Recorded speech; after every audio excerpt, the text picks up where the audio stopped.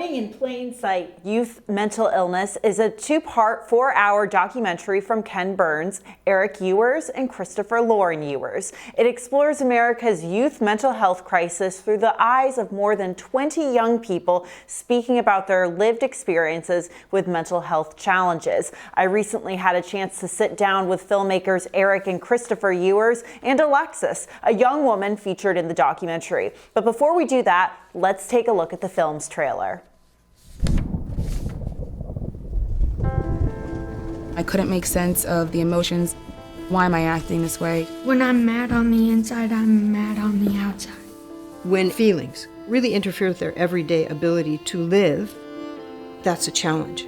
I feel very unmotivated, disinterested. I had so many emotions that I had to deal with. You may have a hard time identifying that something is wrong. It's not cute to be popping pills every day and overdose this many times. I just didn't want to talk about it. I just wanted to leave it alone. At that age, how are you ever going to admit, I can't see past tomorrow? These are the chronic issues of early life. Why are so many kids having these issues? Everybody's got their own story. These are the journeys of more than 20 young Americans from all over the country and all walks of life, who have struggled with thoughts and feelings that have troubled and at times overwhelmed them. They share what they have learned about themselves, their families, and the world they live in. You're fighting this fight that you truly have no idea whether you're going to win or not. Stay strong in your resolve, because you're worth it. They speak for many of us. They speak to all of us.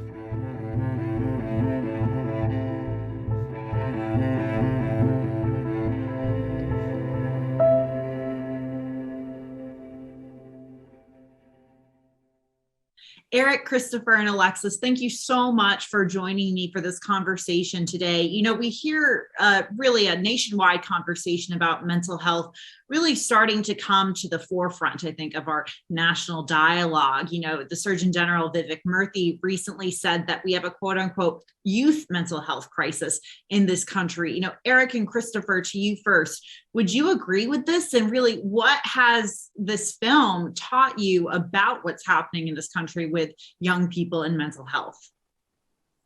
I think Chris and I both going into this, like any other film topic, we know often very little about the topic. The one unique aspect that I think we did bring to this one is we both are very familiar with mental health challenges in our own family and, for most of my life personally. But once we started diving in and interviewing our interviewees, our young people, we discovered that there is a profound crisis in America.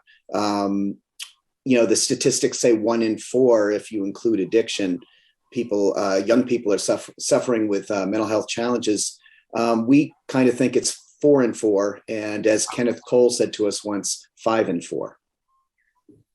Yeah, I think to echo what Erik is saying, one of the other things that were one of the other things that was a pretty interesting discovery for us was not only the sort of the extent of the issue, but also when we began speaking with with youth across the country, one of the things that we were really surprised to find is that unlike people of our generations, older generations, where there was a lot of hesitance to speak openly and honestly about these issues, the younger generation, the youth in this country, are more than willing, in fact, eager to share their experiences and their stories, in the hopes of creating relatability and helping others.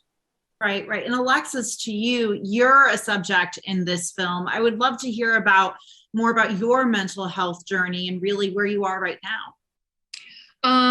I think the most important thing when I talk about my mental health journey and what I've realized is that mental health and your journey with that isn't a straight line, and it's not something when you get from here to there and there's a happy ending. It's consistently evolving you're learning new things about yourself. You're, life doesn't stop. The waves don't stop. But it's just learning how to deal with it, best to yourself, because everyone's different. And I think you'll see that within this movie and this documentary, is that everyone has their own story. Everyone has their own way to cope.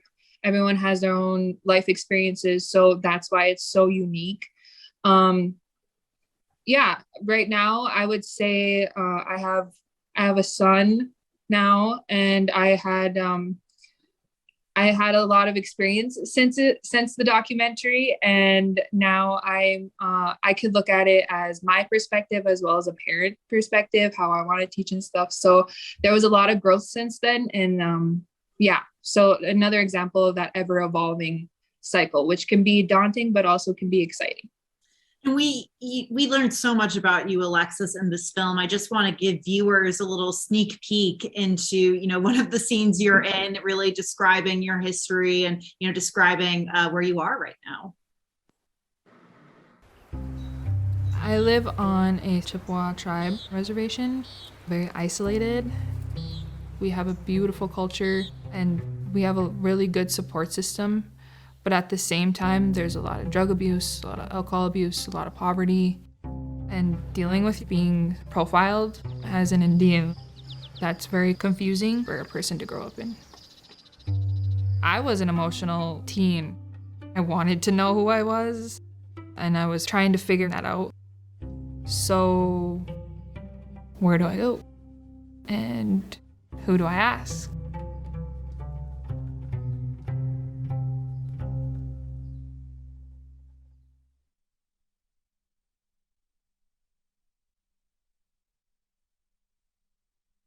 And, on that note, I feel like, especially, among younger people in the United States compared to maybe older generations, we tend to be a bit more open about mental health. I don't want to make a generalization, but just talking with friends of mine, talking with other people in similar generations, it seems like everyone's very open about going to therapy, or sometimes, taking certain medication that help them, with their own mental or emotional state. Talk about that. I mean, have you ever experienced maybe a bit of a, how do I say this, backlash to talking about mental health? Or do you also find that it's easier to talk about it in this generation? It's definitely easier, and I feel like this generation feels like they have a duty almost for not only ourselves but generations after us, because we need to change that script, and that's what the goal is here. That's why we're also open to talking about this stuff. I definitely had backlash, and it wasn't anything, horrible, but it was more of like, be careful, like a lot of people are gonna see you in a light that's not what everyone typically sees. They're going to see you emotional. They're going to see you raw. They're going to see you hurting. They're going to see everything. They're going to see everything about you.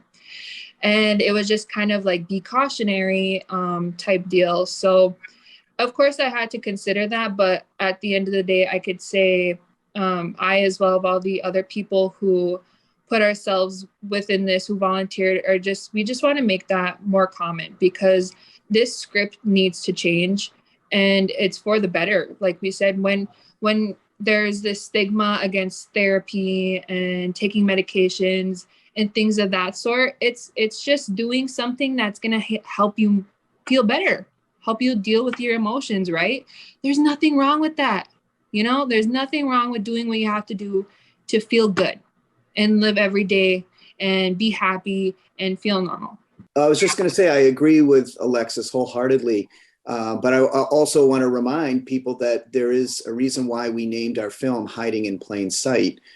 This younger generation is remarkable at their openness and willingness, but there are countless young people who are out there sitting right next to you, maybe your own son or daughter or best friend, and they're not telling you because of the reasons. They're stigmatized, they're ashamed, they're afraid. There's so many people out there, and we think that that's why we call it a crisis, because no one really knows, not too many people know what to do about it. Who do I talk to? Just like Alexis just said in the film, where do I go? Who do I ask? Yeah. That's what I think is on the minds of many, many young people in America and throughout the world. Right. And how do you approach that as filmmakers? I mean, it's, I'm not saying that this is a taboo subject, but it's very sensitive for a lot of people. And while we are getting to the point where more people of all ages are talking about this, like you said, it's still very personal. Not everyone is opening up about it, and that's okay to each their own. But how do you approach that as filmmakers while, wanting to get your job done, but at the same time wanting to be respectful and sensitive to a subject's needs?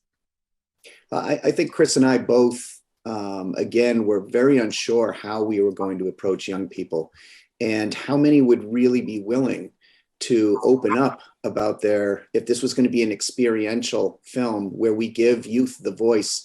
We really weren't sure. The end result was that, like Alexis referred to, there were so many kids who were willing to talk about it. And they wanted to talk about it because they wanted to help other kids. A entirely selfless act. I'm going to give up some of my privacy so that I can help you better understand yourself. We call them heroes because of that. And, Chris, you agree with me. We had to build trust. And yeah, I mean, the sort of lead up to the production of this film was almost twice as long as what we're typically accustomed. I mean, when we approach a film topic, there's a lot of course research that is involved in it. But for this film project, it was much more of a grassroots, person to person sort of relationship building. We learned, there was only so much we could learn about people's individual experiences from books or, government agencies or any type of empirical research. I mean, we discovered almost right away that we had to go out and have real conversations, face-to-face meetings. And it was a process of trust building. I mean, I know if I can't speak for anybody else, I personally would never share my most intimate, emotions, feelings, secrets, moments of my life with basically anyone, let alone a stranger with a camera. I think that it was it's a testament to not only the strength and the courage and the fortitude of each one of the heroes that are in the film, but I think it also speaks very much to the point that this topic needs to be talked about. These stories need to be told, and I think that in most regards, after a handful of minutes, even in early introductions, that all parties involved realized this and sort of worked forward, from that point. And Alexis, what was that experience like, telling your story in front of a camera for, thousands, if not more people to eventually view?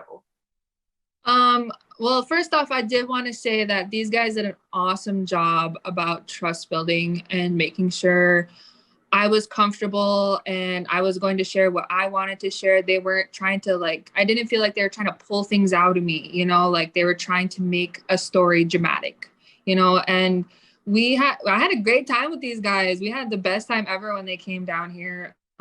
We really, we built a friendship.